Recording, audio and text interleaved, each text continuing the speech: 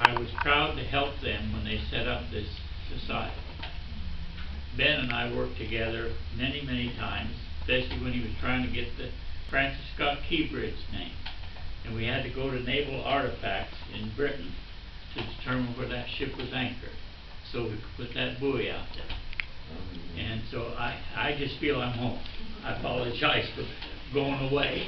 I thought I could go back to my home roots and help raise funds for veterans groups and so forth using this MASH connection, and it didn't work. It didn't work. We lost a lot of money on the housing arrangement. We thought we got bought into a health care that would take care of us the rest of our life, and that didn't turn out to be true. And we still haven't got our money back, and so we're back beaten and broken, I guess you'd have to say.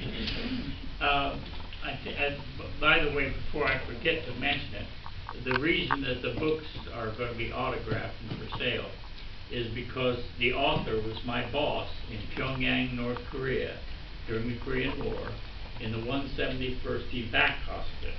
We had been the 2nd Mobile Army Surgical Hospital and were converted while we were in Japan getting ready for the Incheon invasion. They converted us to the Evac Hospital because MASH hospitals, frankly, don't work anymore. They just don't, because you got to get too far forward, and you can't do that anymore. You know, getting far forward is going to get you into enemy territory, and that didn't work. Didn't even work in Korea. We eventually had to bug out and leave Pyongyang ahead of the Chinese. And and I forgot to bring it, Mom, you forgot to bug me again to bring the Joe DiMaggio signature. I evacuated, he and Joe, Lefty O'Doul, two San Francisco ball players from Pyongyang when the Chinese came in and we had to bug out.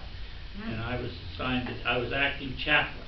I had 2 chaplains, lost them both. One was sent back for alcoholism treatment, a wonderful old Catholic priest in Boston, Massachusetts. And the Protestant one, I'm sorry to say, was arrested for black marketing comfort supplies. And the colonel called me over 2 weeks before we had to bug out and said, "You're it." And the first duty I had was to bury 200 burned to death POWs, North Korean POWs. And I thought I'd put that behind me, but I can't get rid of that smell.